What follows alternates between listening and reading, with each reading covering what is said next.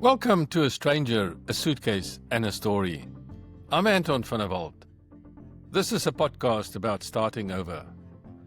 It is about what it takes to leave the familiar behind and the courage it takes to begin again in a land that isn't yet home. Together with my co-host Ben Liebenberg, we explore the untold stories of migration. Not just where people went, but why they left, what they held on to, and what they've had to let go. Each episode, we sit down with someone who's made that leap. Someone who's left behind not just places, but languages, careers, communities, and sometimes even parts of themselves. They share what called them forward, what nearly held them back, and what they've come to understand about identity, belonging, and starting again. Produced in partnership with Southern Crossings, a community for South Africans forging new lives in Australia, this podcast is a place to feel seen, heard, and understood. Because this isn't just about visas or paperwork. It's about identity, loss, hope, and the quiet strength it takes to rebuild a life piece by piece. So wherever you are on your journey, arriving, settling, or still thinking about it, welcome. This is where stories connect us all. Good morning, ladies and gentlemen. This information to customers travelling on the land airways. Flight LA 800 question 741 service to Auckland and Santiago.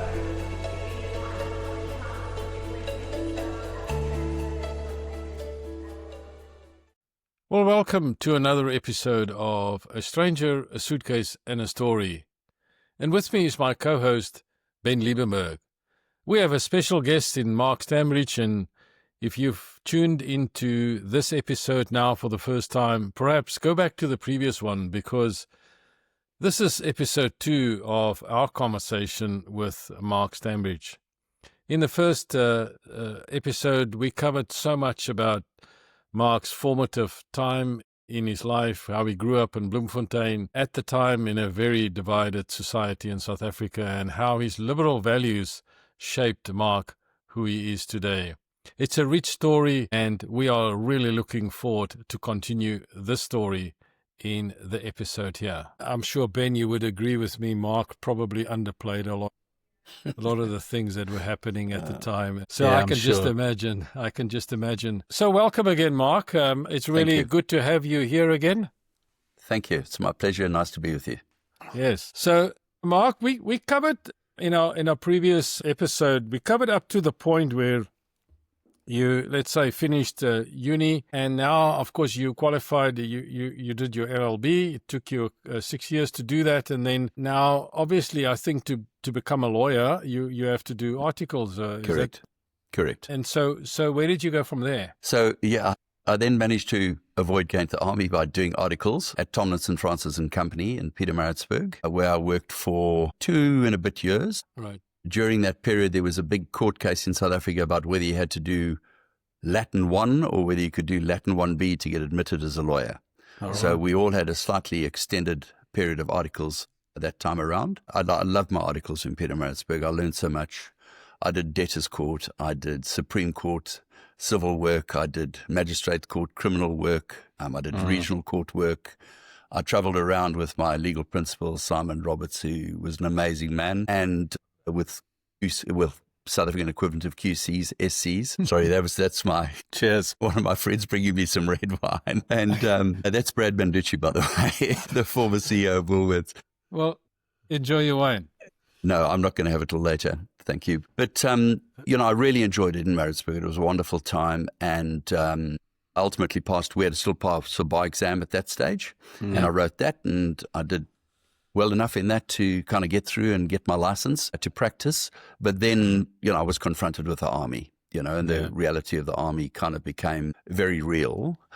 One point I didn't mention that kind of had quite an influence on my decision not to go to the army finally was during my sort of final year at university when I was just before I was SRC president, I nominated Mandela to be Chancellor of Natal University. And all hell broke loose. A guy called Paul Forsyth, who was on the SRC, seconded it. And there was a guy called Russell Crystal. I don't know if any of you ever remember. He ran a thing called the Students' Action Front out of Wits. And he got a guy called Philip Powell, who ultimately got involved with the Inkatha Freedom Party and weapons in KwaZulu-Natal, and the internecine conflicts between the ANC and Inkatha. Started the Students' Action Front in Pietermaritzburg, and they made our lives pretty miserable, to put it kind of quite bluntly. We were talking about unions in the last episode, and my two biggest protectors at that time, I was on the university council, and they established a subcommittee because the last thing they wanted was Mandela to be chancellor, to put it very bluntly. And my two biggest protectors were Fatima Meer. I don't know if you knew anything about Fatima Meer, from the Natal Indian Congress, an amazing woman, and a guy called David Morn Brown, who was a lecturer at Pietermaritzburg University in the arts faculty. Brave people, and they kind of supported me in this what turned out to be a sort of a kangaroo court within the subcommittee of the council, where they certainly didn't want Mandela as chancellor. Because, he was a terrorist and he was a criminal and he was all these things. Quite extraordinary when you think about it now. Exactly. I mean, that's the thing, I mean, it's easy to think it now, but how could they not? But, you have to see it in context of the time. I mean, it was, it was totally different. And and they called the Students' Action Front called a student body meeting, and as a nominator, I had to address them. Paul spoke. Graham Hayes, that lecturer I mentioned earlier, the clinical psychologist in the first episode, he spoke in favour and supporting of us, and we had the security police there, and it was kind of on for young and old. And it was really interesting because during the student, and I'm sorry to divert this a little bit, but it occurred to me just before we started this episode that it's a story worth telling. During the meeting, we got a telegram. You remember the old telegrams? Yes. Which was from Ishmael Ayub, who was Mandela's lawyer, and he said Mr. Mandela is very honoured to be nominated the Chancellor of Natal University, but as an imprisoned man, he can never take it up because he's not free to move, and he's therefore not free to take up the position, and he therefore declines. So it saved us from some ignominy. In terms of we would have won the vote in any event at the student body meeting comfortably. A friend of mine who's now a very powerful environmental lawyer in South Africa, Cormac Cullen, who was an SRC president just pre-me, he then decided to nominate Alan Payton, and that got seconded, and that got passed virtually unanimously. Alan Payton never became Chancellor of Natal University. Judge Leon did. Tony Leon eventually ran the Democratic Party, PFP offshoot. His father, who was on the Natal Provincial Division bench, became the Chancellor. So for context, what year was that? That was 1984. Okay. If I remember correctly, 1984. That occurred. And that had a big influence on my decision to ultimately not go to army, because I was kind of marked. I had a little cross next to me. And during that subcommittee meeting deliberations, all the universities had government appointees on the council. I don't know if you remember that or know that. And this man came up to me and he said, I'm friends with your grandfather in Sedgefield. And this is on my mother's side, the Fichot side. And my mother's parents had got divorced, and I didn't know that grandfather very well at all. Right. And he said, he's asked me to pass on a note to you that he's very disappointed in you. Oh, really? Wow. I said, well, thank you for passing on the note, and you can let him know I'm very disappointed in him.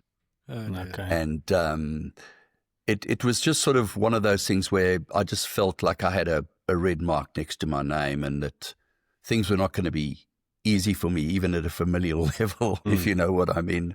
Yeah. In terms of these, by my direct family, who were totally and utterly supportive about me going. So I ultimately got in an aeroplane and I flew out 2 days before I was meant to report for military service. I was going to go to the Air Force as I want to become a fighter pilot. My grandfather that I've just referred to was a fighter pilot. My uncle was a pilot.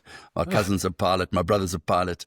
I want to become a pilot. And our next door neighbor was a Mirage pilot. His father was an orthopedic surgeon in Bloemfontein. And he used to come over our farms, going in 2,000 k's an hour. And it was just a glorious thing. But, I could never, ever see myself fighting against my fellow South Africans. And so I just didn't triage or whatever the word was that we had to do, on the ingekla, that's right, on the 4th of July, 1985. And I was in London then. And that was really hard, okay? No, definitely. That's why I said earlier to you, it must have been terribly hard in some sense, because in the early 80s, the things you're talking about now, for people that's young or haven't lived through that, might seem like, oh, well, it's trivial. Not that trivial. It's not that difficult to do. If you don't agree, you say you don't agree, especially people in Australia who's got this freedom to disagree. And, but it couldn't have been easy in that times in South Africa. No, it wasn't. I had a girlfriend in South Africa at the time, and, I had to leave. I'd leave my family and friends. And, as I said, I loved South Africa. I didn't, it's much easier leaving a place that you loathe. And of course, there were parts of South Africa I didn't like. I was completely and utterly disrespectful of. But as an overall thing, place of my birth, I loved it. And so it was hard to leave. And I went to London. We couldn't work legally. Oh, really? Okay. No, we weren't allowed to work legally. I didn't have a British passport. I could have had one. My father was asleep at the wheel on that point. Yeah. Maggie Thatcher changed the laws to prevent it going back too far.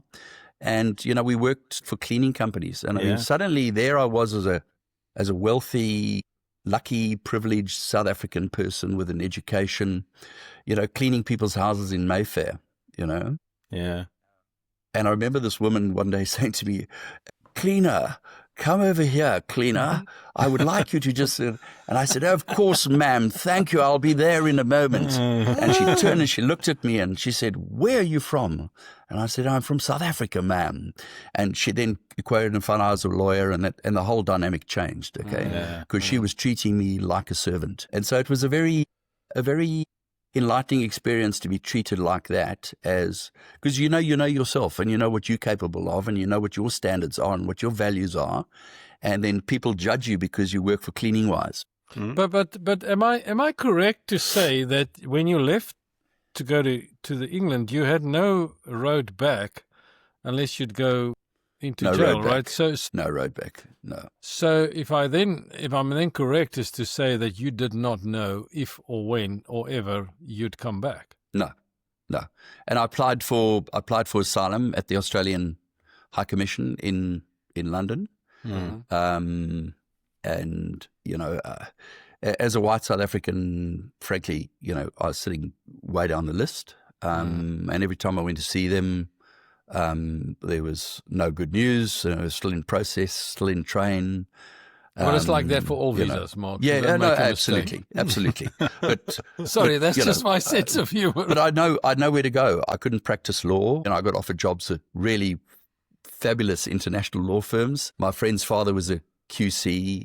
He became a lord. My network in London and England was very good, but I was limited by the fact that I was an illegal. Yeah. I wasn't illegal. I was there legally, but I was not able to. What was that about 1985? You said, right? 85. 80. Well, sorry, no. 85. I finished sort of university, started articles. Sorry, 87. I went there, and I was there from 87 to basically late 89. I came back to South Africa, and I'd been involved in the Democratic Party with Peter Gastro in Natal, and I'd helped the party in elections and stuff. So it was it was always difficult. I was still kind of connected into the politics in South Africa, and I was involved in this anti-apartheid politics in the UK. Although some of that was quite kind of radical, and it wasn't my kind of cup of tea, because I was a liberal ultimately, and being a liberal in Africa is a pretty uncomfortable place, particularly Southern Africa, I think, is my ultimate conclusion on it.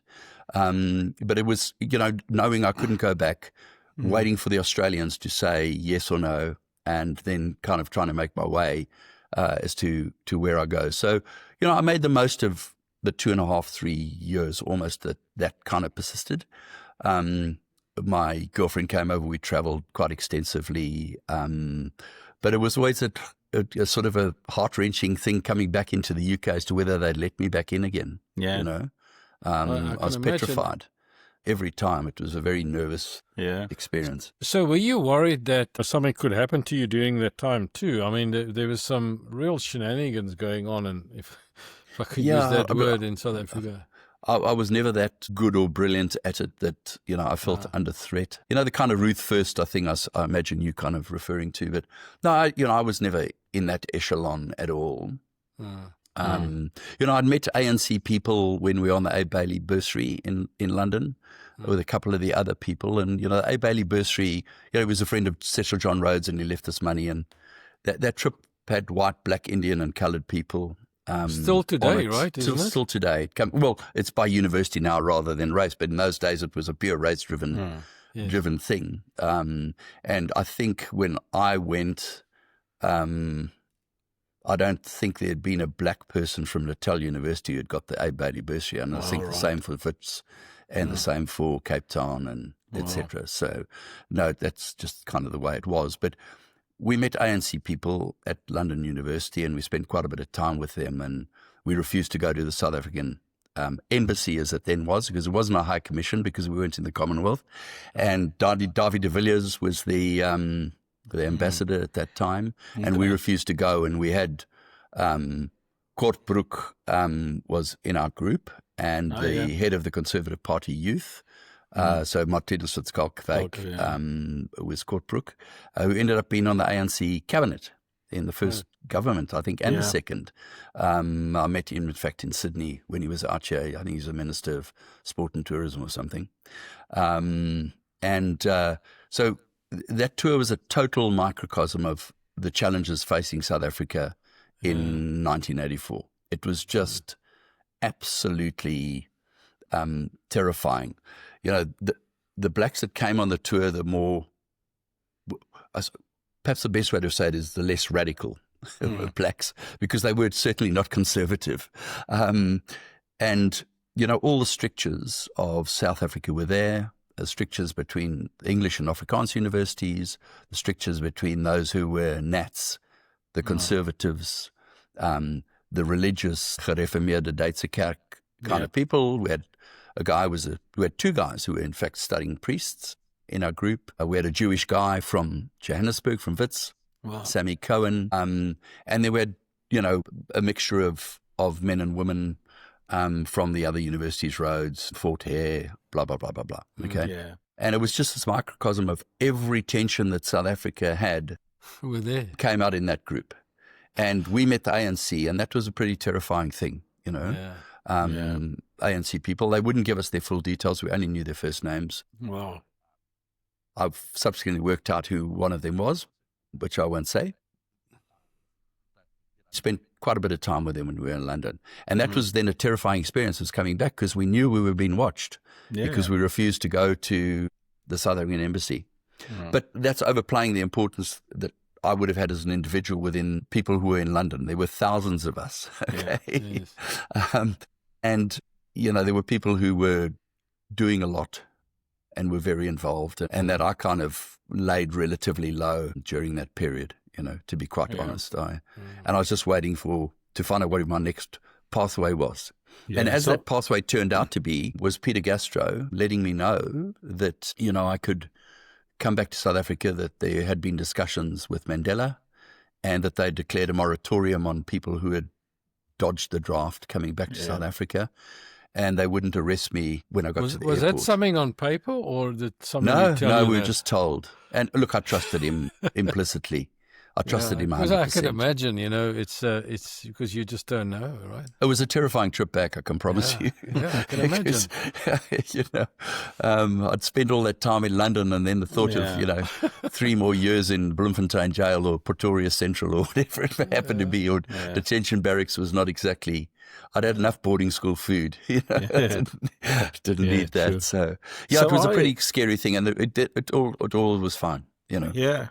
Now, I wanted to ask you, so you said you came to London, you did a few manual labour jobs, etc., that I can associate it with. I wasn't there for that long, but I went in between seasons when I went over from Germany to France. Yes. We went to work on the building sites in London just to get some pounds. But because we worked there without authorization, you do panic a bit when you have to go back into London, when you go out and you think, they're going to find out. But what I wanted to ask you, in that time, did you actually work in law, or did you? No, I couldn't. You couldn't? No, I couldn't. So nothing, not even informal, nothing? No. Okay. And look, there were methodologies that people used. So what would happen, I did work in a couple of companies, and I won't say what they were, but I wasn't in law. They were financial services, human resource oriented recruitment. So you'd have a company, and the company would be employed, and that company would employ you. Yeah. But you owned the company. Yeah. And so it was all above board as far as the employer was concerned. But the wrinkle was that the company that was our company was employing me and all of the rest of us illegally. Yeah, okay. And so, it leaves me having some sympathy for illegal immigrants, in a way, because I was there, I was well educated. I wasn't an economic migrant, illegal migrant. I was a draft dodger, Yeah. So it was challenging, and I never felt comfortable. I've never been a lawbreaker. I'm a very I believe in the rule of law and obeying it, even if you think the laws are problematic. And when you've got a law like, go to the defence force, I dodged it rather than, kind of confront it or breach it. What I mean? Yeah. So I never ever felt comfortable about that. I always felt nervous about it that, I didn't, a lot of people engaged in, false names and false addresses. And I just never played that game. It was just not worth it, quite frankly. Absolutely not worth it. So if I can move the conversation on, otherwise, we'll have 3 episodes, Mark. Sorry. So let's try to stick with 2. So I want to move the conversation on. You're back to South Africa. You're now a practicing lawyer, right? Yes. And tell us about that. So there were some really interesting things happening in the sort of 1991, 92, 93 time frame. And you were obviously quite active during that time. Yeah, I remained active. I was working at Shepson & Wiley, one of Durban, Natal's top law firms. I started in municipal and media law. So I was advising newspapers on the censorship laws and what could be published and all that stuff with a guy called Michael Hands. And that was really stimulating and good fun. We advised the Durban City Council and had for decades and decades and decades. It was a big maritime firm. It was a very strong brand in South Africa, let alone in Natal. Very impressive firm, very impressive people, very impressive partners, great lineage. And I then moved into kind of corporate law after kind of a year. And it was, I still remained involved politically, although I was, I suppose, less active in an overall sense because, frankly, I was focusing on my work and trying to build my reputation. I'd lost 3 years almost, and so I felt I had some catching up to do. But isn't it also true that during that time, there was now all the actors who could come out and do their thing, right? And yeah, absolutely. And so, I don't know, maybe I don't know you well enough, but I think you'd probably also figure, yes, I want to work on my career, but yes, there's now a lot more people that can do their thing, right? Yeah, and there were.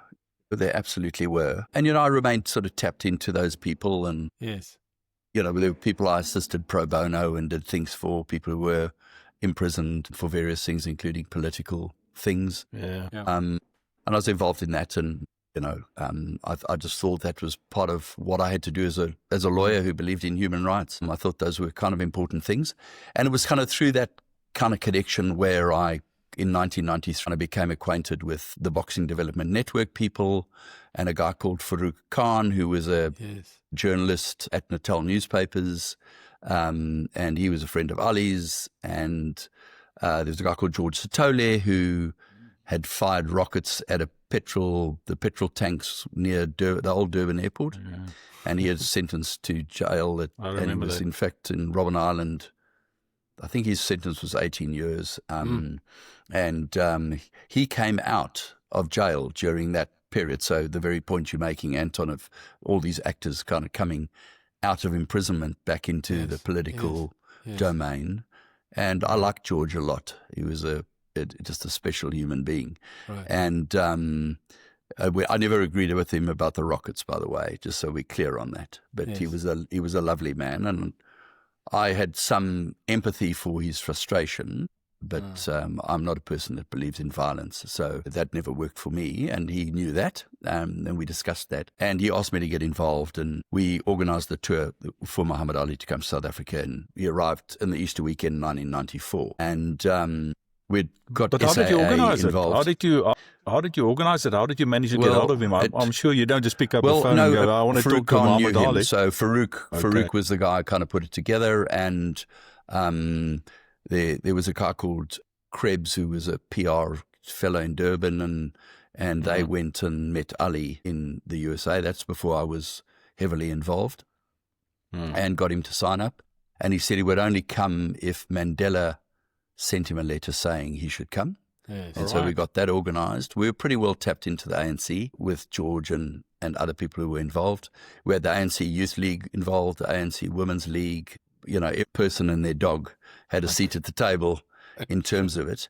And you know, part of it, you know, chairing those meetings on a weekly basis or every second week basis, you know, led me to some of the frustrations I'd face if I'd decided to remain in South Africa. You know, for example, we started meeting at 9 o'clock and half the people weren't there, and they'd arrive at 11:15 and then demand to start the meeting again. You know, like for me, you know, timeliness is godliness, and you arrive on time for a meeting, and if you're late, that's your problem, not the rest of the meeting's problem. And you don't make a selfish thing where you make your time other people did and destroy other people's time. So, you know, there were lots of frustrations, and, you know, there were lots of difficult moments. And there was a chap called Harry Naidu, who in fact now lives in Sydney, or in Australia, actually. I think he's still in Sydney. He was a delightful man. He was the head of anti-apartheid sports organisation in South Africa. I think it went SACOS, if I remember correctly. Yeah. It was called. And he was an impressive human being, Harry, a lovely man. And, you know, he was very helpful in guiding it through all the sharp edges and the landmines and figurative landmines of organising that tour, because it was immensely frustrating. Particular role there? So I sort of got involved doing sort of the legal stuff and helping with that. I ended up really chairing the meetings, and a woman called Vilma Robbins from Southern Sons, who was the major sponsor of it. There was Billy Gallagher, who was the chef at Southern Sons, who then became a main director and one of the main driving forces in Southern Sons. Was a great boxing, and he loved Ali. So Southern Sons became a major sponsor, and they were just absolutely magnificent. So I still, when I'm in South Africa, 9 times out of 10, and whenever I can, I'll stay at a Southern Sons hotel. Yeah. I'm still totally loyal to what they did in relation to that. So we organised the tour, and it was touch and go. And I was down with my parents at South Broome for the Easter weekend. Ali was due to arrive on the Saturday, and my parents had gone down the week before, so I went and joined them. And no mobile phones, no fax machines at that particular time down the South Coast. And I didn't know when I got in my motor car early in the morning, 4 o'clock on a Saturday morning in South Broome, to drive to Durban Airport to catch the aeroplane to Joburg, whether Ali had got onto the aeroplane. I was negotiating with his lawyer, Rondi Nicola, up until the Thursday night, Friday, South African time. Friday night, sort of Thursday, American time. Friday morning, American time. Thursday night, American time. So I just didn't know. No one had sort of notified me. Wow. So I drove, got on the plane, flew up there, landed at Joburg. The doors opened, and the Vilma Robbins from Southern Sons came in to me, and she said, "There's good news and bad news." And I said, "Oh, okay." I said, "Well, tell me the good news, because if the good news is Ali's on the plane, there can't be bad news." And she said, "No, there is. Ali's on the plane, but Chris Hani's just been assassinated." Oh, my goodness. And that was early in the morning. And so we then tracked Ali's flight. And when he arrived, Vilma and I and a number of the other people went onto the plane to say to him, "Look, you know, this chap's been assassinated, Chris Hani, by suspected far-right extremists, and we just need to kind of make you aware of that. We're going to do a press conference, but, you know, you're obviously going to get questions about that." And he said, "Yep, you know, I'll do whatever I need to." And he insisted in going to the house. And that afternoon, we sat on Chris Hani's bed with his widow and children, and Howard Bingham, who was Ali's best friend and photographer, and his lawyer. There were still, you know, demarcations where Chris Hani had gone down. It was terribly sad. In ways, terrifying, you know. The country just burst into flame. Yeah, it did. and it was a tough experience. And on one of the radio stations in Sydney, I told the story about going to KwaMashu Township with Ali that Saturday afternoon. It was just absolutely, Sunday afternoon. It was absolutely terrifying, absolutely terrifying. Can imagine. Because people were riled up, and there was gunfire going off, and there were hand grenades going off, and that sort of thing. And we just knew that we were up against it. We were trying to raise money to build a boxing arena and training facility in the township in KwaZulu-Natal. What's now KwaZulu-Natal was in Natal. And so what was he like to deal with on one-on-one? Because he's got a bit of a public persona and playing up and that, but on a one-on-one level, what was he like to interact with? He was a hell of a man. Yeah. He was a joy. He was fun. He had very strong values. He was warm. But he was intelligent. He was intelligent. He was a very clever guy. Sharp as. And very sharp. Even though, he had some Parkinson's at that stage. Oh, really? He was meant to take his tablets, which he was quite a naughty on. But, he was an amazing man. Incredible.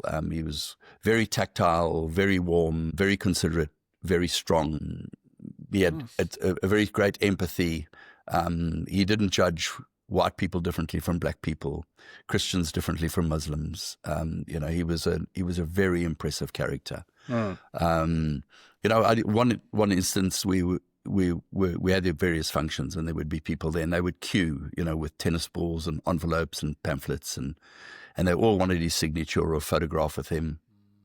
And he was not 100% from a health perspective at all.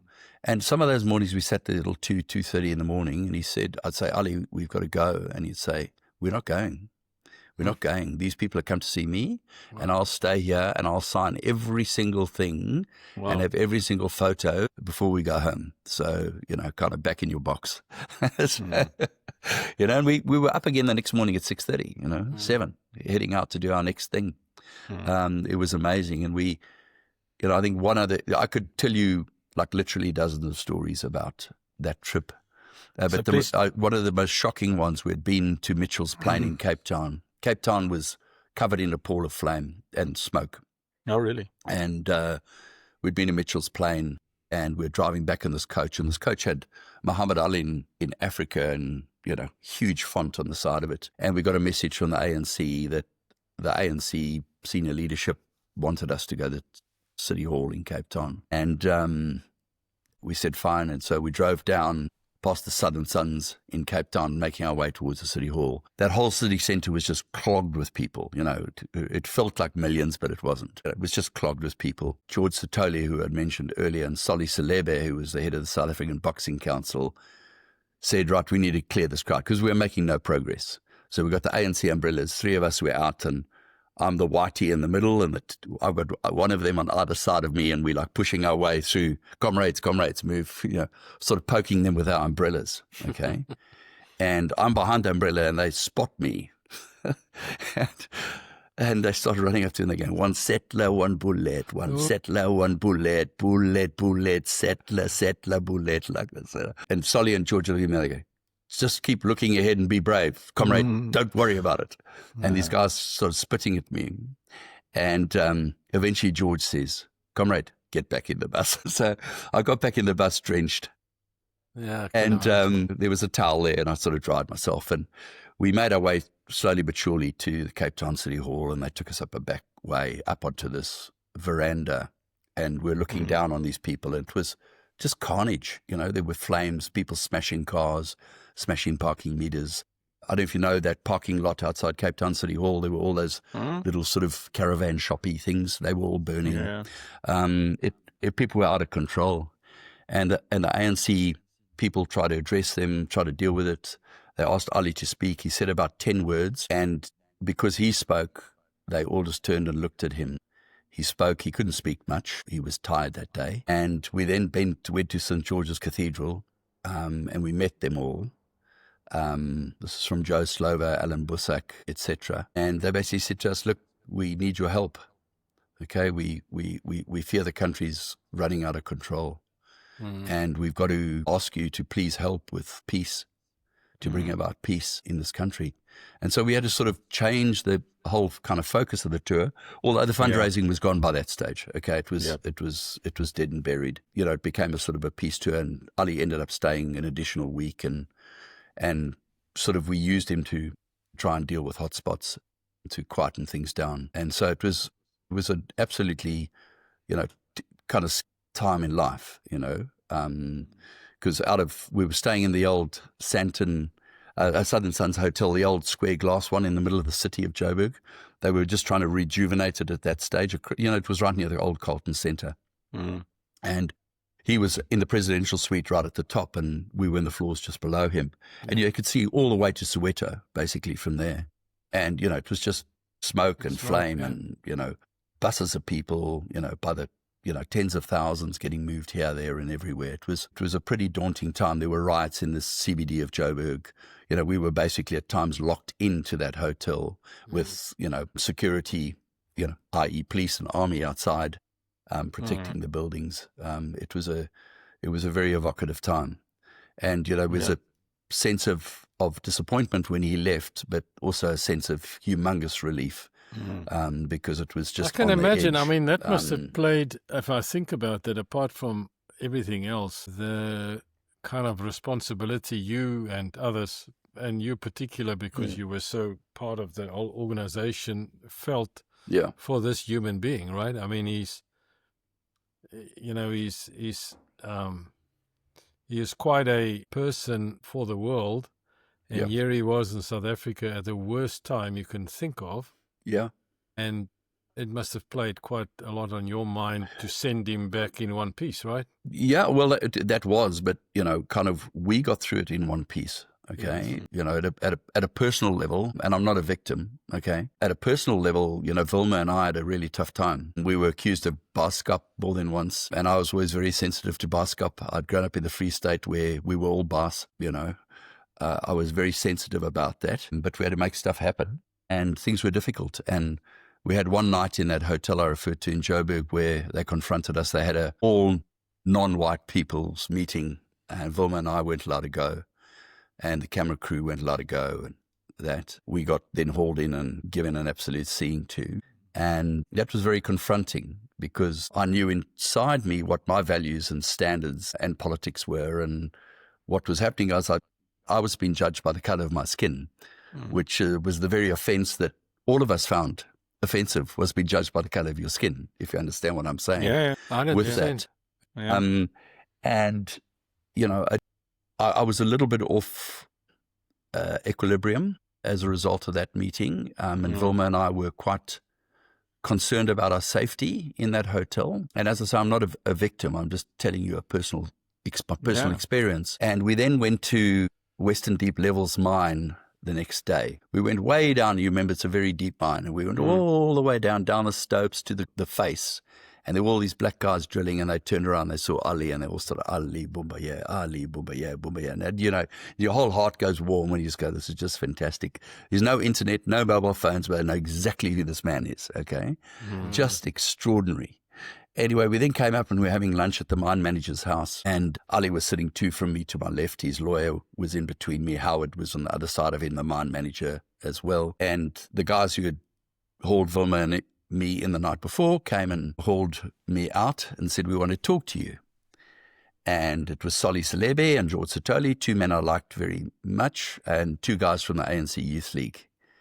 And we walked out into this mine area, and it was completely and utterly deserted. There, you know, we'd been there when the shift was changing over. There were literally thousands and thousands of people. There was no one. And they said, comrade, we want to talk to you. And they walked me down the road. And I was like, God, they're going to throw me down a mine. Okay, that's how I was thinking. Because as I said to you, I was off equilibrium. And so I was being completely irrational. I was going, they're going to throw me down this mine. I was like, oh, God, this is not. Oh, no. And so I walked in the middle, and I sort of was watching them like this. And they said, you know, we want to, you know, last night was not quite right. And I said, damn sure it was not quite right. But, you know, you guys have had decades of oppression. You know, I had an hour of it. So, you know, I can't cope. And they said, well, you know, we had another meeting after what you said in the meeting. And I gave it to them in a meeting. I didn't take a step back. And they said, we had another meeting, and we are now asking you formally to agree to stand for the ANC in KwaZulu-Natal in the election. And I suddenly had this choice to make. And I spoke to my then fiance, who became my wife, about it. And she came and joined the last week of the tour, the last 5 days of the tour, which is part of what we did. So she could meet, and all our spouses in the organising group did that, black and white. She sort of said to me, look, after spending 4 days with these guys and because I had another spitting episode in Soweto, she said, there's just no way we can kind of stay here. And I sort of had this political drive to participate and do something meaningful and something positive about it. And so I thought about it, and I had a number of meetings in Durban with various people about it. And I ultimately just couldn't get my head around the fact that I was a small L liberal. A lot of them were quite communistically inclined. They believed in nationalising the banks and nationalising mines, and I could just never reconcile that in my own mind. And I could never ever. And you can't be too cute about these things. And we've all got to make allowances for things to make it work. But I couldn't get my head around those fundamental principles, and that fundamental principle I spoke about in the first episode of the individual and individual rights, and the importance of that and the paramountness of that. So I ultimately decided to emigrate. So that's how it happened. I can understand that. And I think that what went through your mind, I remember, just to kind of play back my little history, which was, nothing as confronting as was yours during that time. But Mark, I arrived in Durban, the biggest job that I ever had. I was now the human resources manager of the port of Durban during the same month, early in that month, when Chris Hani was assassinated. Yeah. And so at that time, South African Railway and Harbours Workers Union were the biggest union there, but there were 7 of them there. And of course, that's where the fight broke out, because now that's a government or a semi-government or whatever you called it at the time, institution, and that's where the ports got blocked.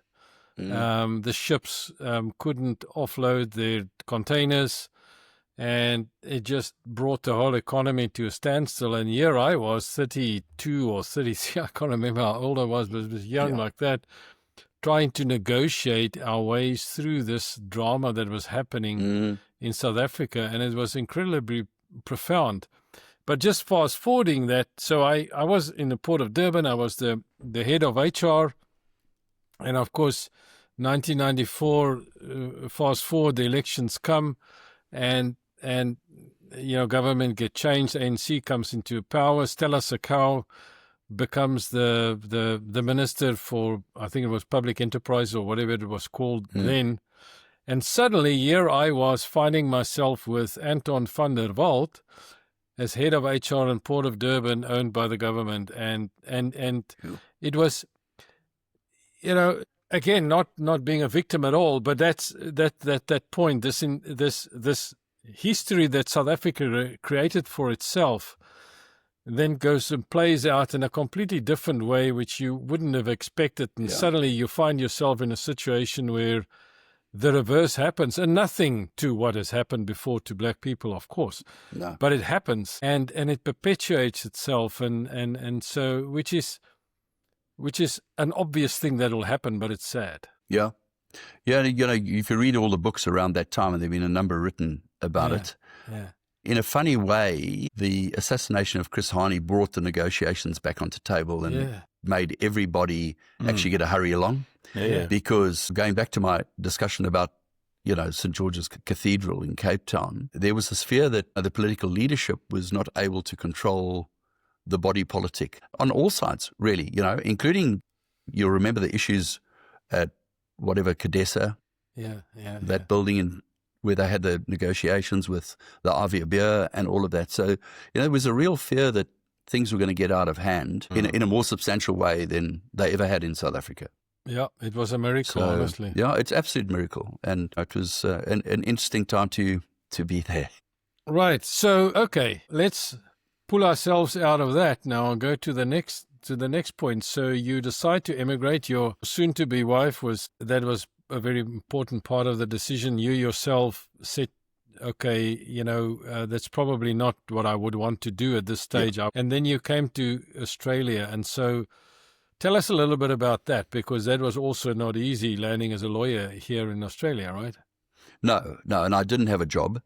She didn't have a job. My parents were living in the Central Coast at Avoca Beach, so we were with them. Okay. And we'd scurry in back and forth from Avoca Beach by train to go to interviews and see people and meet people and start building a network and start connecting with people. Right. I was fortunate. I interviewed with Blake Dawson Waldron, which is now Ashurst, in 1992 when I was out in Australia. And they said, and you remember Australia was coming out of a fairly bad recession at the time.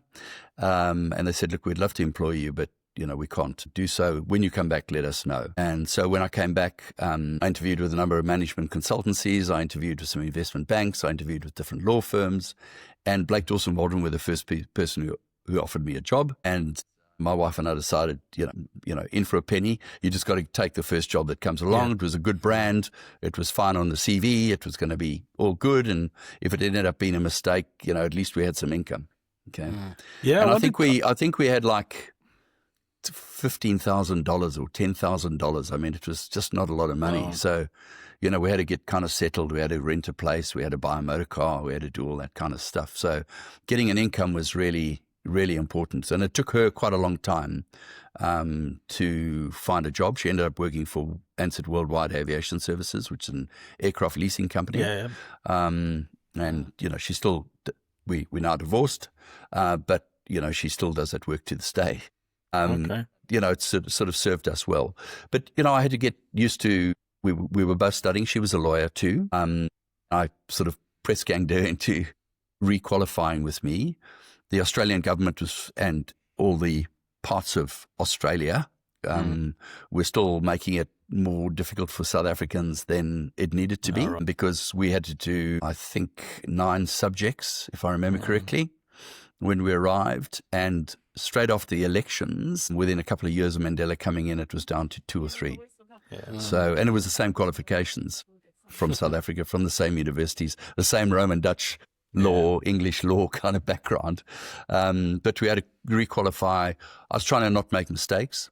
Okay. Nothing can ruin your career more than mistakes. Australia's familiar. It looks the same. It feels the same. It kind of smells the same in ways. The law's very different. There are incredible nuances. And it's very easy to just click back into your Roman Dutch law or Roman law kind of thinking when you're trying to solve a legal problem, and not actually keep your mind open to the fact that you're now in a different regime. You're in a federal system with state laws and a constitution which divvies up where responsibilities lie. So there were a whole lot more complexities, the whole law of equity within the legal system that you had to take into account. Trying to build clients, trying to get partners to like me and think I was worth working on their teams, building up my network, requalifying, exploring Sydney. We used to get the UBD out every Saturday and we'd do a drive. We'd just pick a suburb and just drive there. Nice. We'd drive for 4 or 5 hours and have a look at it. And we did prefer Palm Beach to some other places, but, it is still do kind of the way it was. Yeah. And, it was a very challenging, but, terribly enlivening time. Oftentimes I think in those moments where you're really challenged, they're very enlivening. You feel very alive. You feel very vital, and you're kind of thinking all the time about how you can make it better and get where you want to go to and do what you need to do. And it was a wonderful time, and the South Africans were fantastic. Wow. Even the ex-South Africans were. Really about that. Yeah. But, they all helped. They all were gracious. They all gave of their time. And I've always tried to do that for South Africans that have come here. Very good. And others, frankly. Yeah. Because people were so kind to us and kind to me, and that I sort of want to pay a little bit back in that regard. I wanted to ask you, as much as I can. Sorry. I wanted to ask you, you spoke about how you did your articles and just, the width and everything you did in there. Yeah. And I thought, gee, coming to Australia, did that help you, that ability to do a little bit of everything and not be boxed into one direction? Because I think of the kids today, I don't think they've got that ability to do articles like you did, where you can just do everything for everybody and just get a really grasp around your head about everything. No, it's very different. We always take these systems that exist, the articles of clerkship system, because it's master servant and it doesn't quite suit and people don't learn. But in my view, it's still preferable to what we have now, where people rotate through 3 teams very quickly. I mean, we were just thrown in the deep end and, we were led by people who made us take responsibility for stuff and get on with it.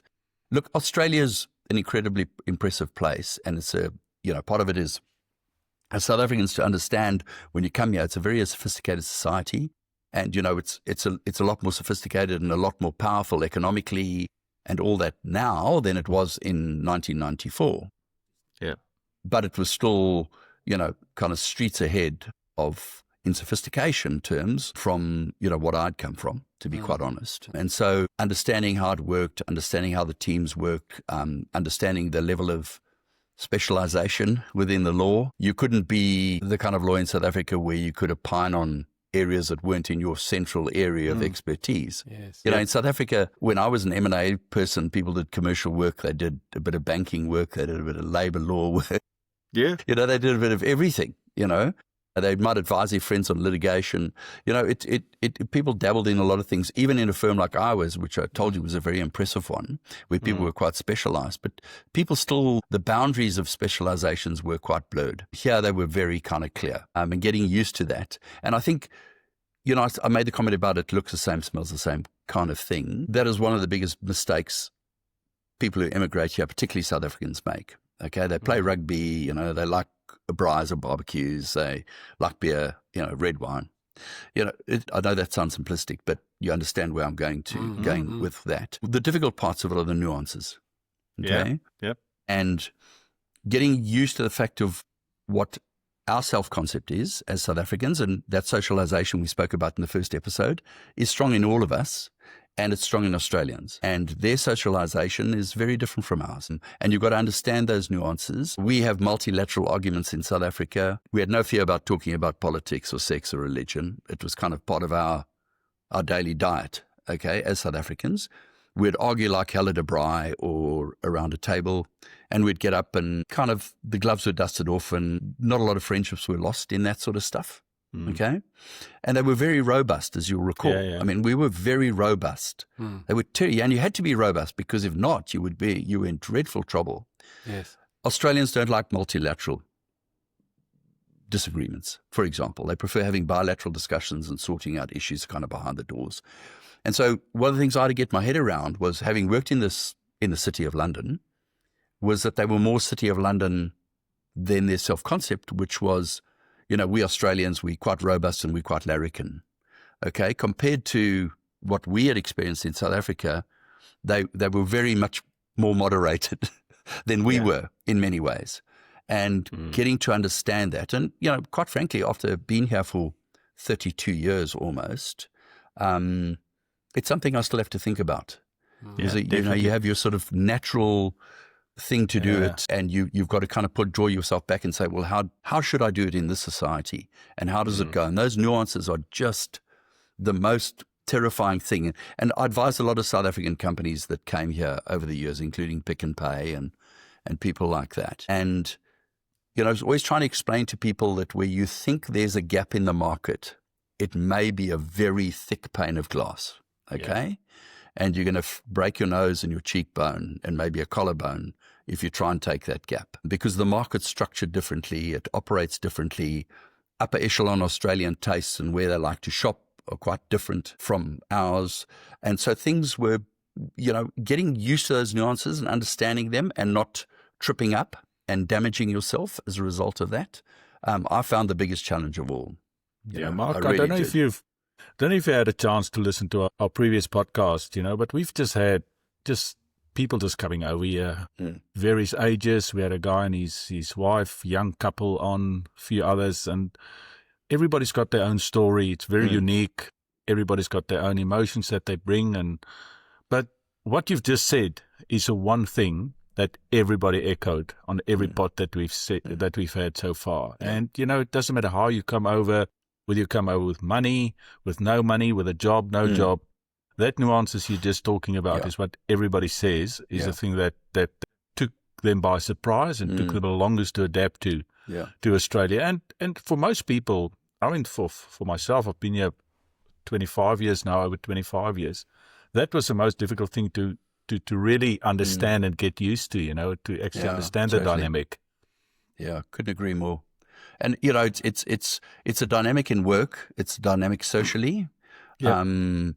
It pervades every single thing you do in Australia, And I'm very proud of Australia, and I'm proud to be an Australian. And when I did business in Asia and North America and Europe and South Africa, I felt I was representing Australia in a way. As a South African-born Australian, I was representing Australia. I was very proud of it. It taught me so much when I worked in Asia, and I ran our M&A and equity capital markets team in Asia for a number of years, commuting from Sydney. So I'd spend 2 in 4 or 3 in 5 weeks commuting in Asia. And that experience in Australia allowed me to be successful with our teams in Asia. Because I arrived there and they said, you're a white South African Australian coming here, don't think you're going to be able to fix this mess. Yeah. And I was able to fix it because I'd learnt that I couldn't deal with people as a job lot. I had to deal with people as individuals in their own cultural way. So dealing with a mainland Chinese team in Beijing or Shanghai versus an Indonesian team in Jakarta or a Singaporean team is completely different. Completely different. And there are times when you've got to do that on a multilateral basis to set the standards, the strategy. But when you break them down to deal with them within their main market, you have to be very sensitive around those cultural dimensions and be very alive to them. So you end up just having to kind of change the way you deal with things. And there's nothing fraudulent in that. It's just the way you go about communicating with people and projecting what you want to do and leading in a way. And I found that, of the most enriching experiences I've had in my life, doing that and dealing with those people. And it was coming to Australia from South Africa the second time round that taught me that. Yeah, definitely. And we all experienced that and we all echoed that, just speaking to people and learning how to handle it. So perhaps I want to talk to you about sort of the latter part in your career, some of the community work that you're doing. I think you're very much involved in the Rhino Project. What is that all about, Mark? So, or the Australian Rhino Project. Yeah, it was a project started a long time ago now. We've been at it for 11 or 12 years. Right. It was started by a chap called Ray Diallo, who is a South African. The whole aim was to bring about 60 rhinos to Australia as one of the many initiatives globally to protect the rhino from poaching and extinction. That we've had to modify that aspiration dramatically. We've raised quite a lot of money, and we've got a lot of money tithe that people will pay to us when we actually get rhinos moved. I've learned a dreadful lot, in fact, too much, about the endangered species world, the world of zoos, the world of CITES, which is the United Nations organization around the protection of endangered species, the complexities of that, how there's not really an international program to really look after endangered species. Every country does it kind of in its own way. Yeah. You end up with trying to do your little bit, and it is a little bit. Let's be completely frank. It's a little bit to protect these stunning animals, and you just find obstacle after obstacle, disappointment after disappointment. It's quite exasperating, and I'll be economic in what I say, but I think the rhino ends up kind of down the list in terms of the way people deal with these things. And that's not a comment about us. That's a comment about the systems in which we operate. It becomes about people and other things and their responsibilities. And the rhino, frankly, sits way down the list. And if you talk to people, whether it's the panda or the pangolin or the Tassie devil, these same frustrations manifest themselves. It's really quite sad. And, this year alone in Kruger, 48 rhinos have been killed. A whole lot of the Hume rhinos that went to Balule, have been killed. Paula Grisoven did a fantastic series of programs for Channel 9 there on Stan called The Reserve on Balule and what they're doing to protect the rhinos. And a whole lot of rhinos had gone to Balule, and in that area they lost the first rhino despite a military-style operation to protect rhinos there. So, we'll just have to see where we end up with it. It's tough and it's frustrating, and I thought it would be easy, and I thought, you always think when you're on the side of the right thing, the thing that is good, the thing that is meaningful, that it'll be easy. But it's not. It's just absolutely not. It's a very, very sad thing that it's taken us this long, and we haven't moved a single rhino yet. Wow. And, we might only move a small number. Yeah. Well, Mark, yes, we spent a good 2 hours with you. Yes, sorry. No, don't apologize. You can see why I didn't become a clinical psychologist. What I was trying to say is that we spent 2 very fascinating hours with you. So let me put it that way, in the sense that, taking you through your history, and I think the one thing that strikes me is that you've got the most incredible memory. It's just a good thing that you're a lawyer, obviously, because you remember people and places and things that happen, and it's been incredible to hear these stories that you tell and the things, and I'm sure we can spend another 2 hours doing that.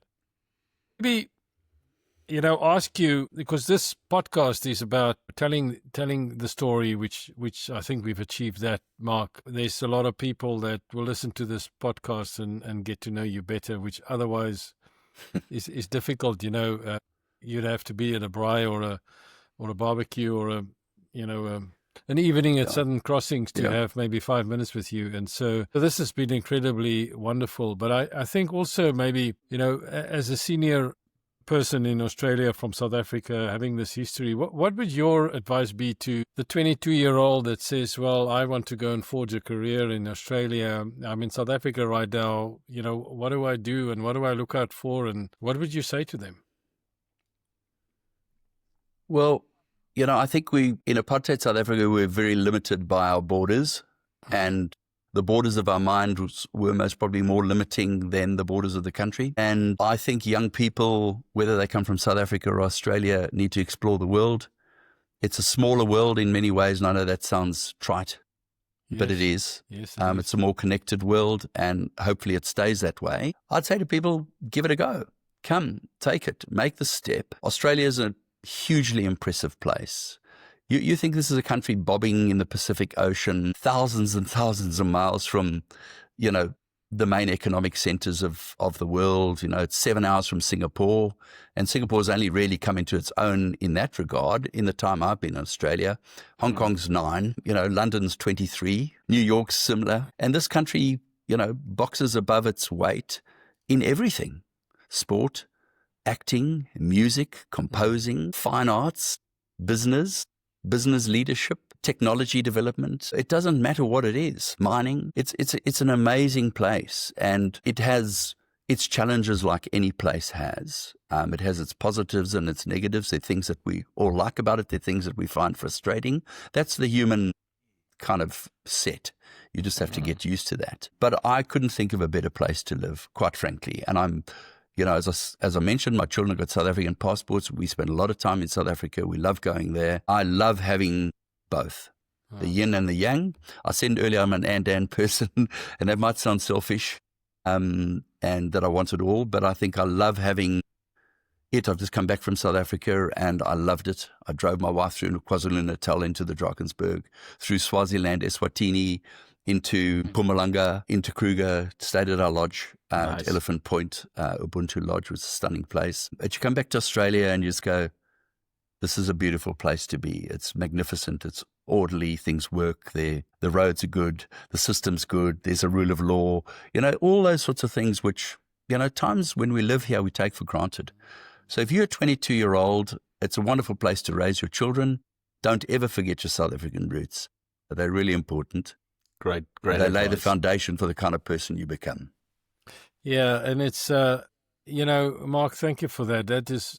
You've put it incredibly eloquent. I think that, as Ben said earlier in the podcast, the people that we interview are the ones, when you hear from them, when it really works for them, when they're successful, when they have these breakthroughs, are the ones that have discovered the balance, that have discovered that you Totally have agree. two stones in your hand. The one is from your stoep in Pietermaritzburg, and the other stone is from a Brisbane beach, and you don't have to throw away the one Absolutely. to have the other. They're both there, and I think that's what we found. And so your conversation has been, That's a wonderful way of putting it, Anton. It's a lot more economic than all my words. Well, I'm in human resources. You see, I go to the point.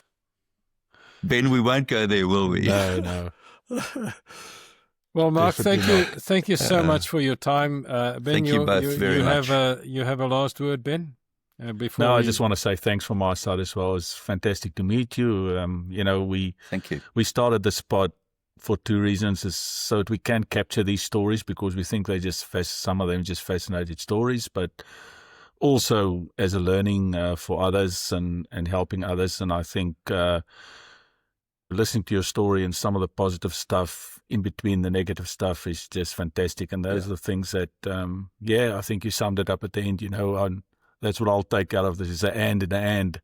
It's not a if and a us and a them or if and a that. It's a and a and that's great advice for everybody. Thanks again for your time, Mark. Thank you. It's been a pleasure. Right. Most enjoyable. Thank you.